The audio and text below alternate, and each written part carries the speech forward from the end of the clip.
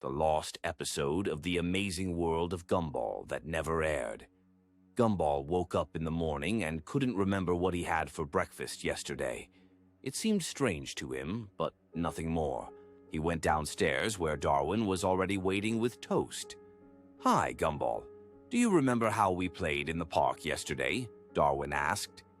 Gumball frowned. He didn't remember any game in the park. At school, Miss Simeon asked about homework she supposedly assigned last week. Gumball looked at his notebook. It was empty. Other students were actively discussing the assignment he couldn't remember at all. Penny approached him and said, "Gumball, did you forget about our date on Saturday?" He looked at her in confusion. "What date?" Day by day, Gumball noticed more and more memories disappearing from his mind. First small details, then entire days, then weeks. He tried writing everything down in a notebook, but when he opened it, the pages were blank, as if he had never written anything. Darwin showed him photos of their adventures together, but in the pictures, Gumball saw only blurred silhouettes instead of himself. His face was slowly disappearing from every photograph, as if he had never been there. Anais told stories about their family trips, but Gumball couldn't remember a single one. Nicole talked about his first steps, first words, but these memories dissolved into the fog of oblivion. Even Richard, usually absent-minded, remembered more about Gumball's life than he did himself. Gradually, Gumball realized the horrible truth. He wasn't just forgetting the past, he was disappearing from it. Every morning he woke up with fewer memories, less understanding of who he was. On the last day he remembered, Gumball looked in the mirror and saw only vague outlines. He no longer remembered his name, his family, his friends. He didn't remember what it meant to be Gumball. And then he understood. Perhaps he had never existed at all. The lost, The Amazing World of Gumball episode that was never shown on TV. The Patch. It all started like any normal day. Gumball was sitting in class when Bobbert made an announcement. "Attention! Environment. Update 3.6 installed. Reality has been optimized." No one paid attention. Except Gumball. He started noticing strange things.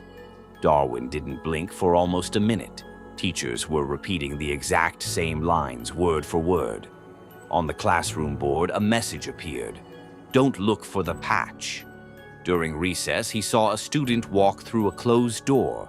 Carrie was frozen in midair like a broken animation frame. And then, the seams. Thin white lines in the air like cracks. When you looked away, they disappeared. The next morning, it got worse. His room looked slightly off. The walls were tilted. The sunlight hit the floor at a strange angle. His mom stood at the stove and said, in a flat voice, "Good morning, Gumball. Good morning, Gumball. Good morning." He ran outside. Elmore was frozen. The trees didn't move.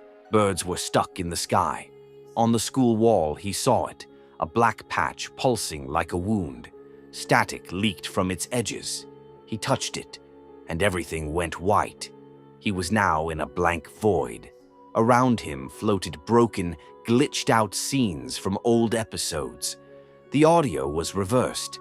Everything pulsed like it was breathing. Then it stepped out of the shadows. It looked like Gumball, but its face was a flickering TV screen, its eyes pure static. It spoke. You weren't supposed to see it. The patch held everything together. Close your eyes. He tried to scream, but couldn't. The world was shutting down from the inside. He woke up at home. Everything seemed normal. Darwin, Mom, school, all fine. But when he looked into the mirror, he had no pupils. His eyes were blank, white. He blinked, and in the mirror's reflection, a white crack formed on the wall. The screen flickers. Patch failure, subject Gumball. In the final shot, Gumball is sitting in the dark. He slowly turns to the viewer and whispers, "Don't look behind you." The screen goes, Lost Amazing World of Gumball episode that never aired. Gumball and Darwin were sitting on their bunk bed. Darwin, as usual, was on the bottom bunk, and Gumball was on the top. The room was filled with muted light filtering through the curtains. Suddenly, a strange sound, like a whisper, came from under the bed. Gumball stopped chewing his peanut butter and jelly sandwich. Darwin, who was reading a comic book, slowly lowered it. "Did you hear that?"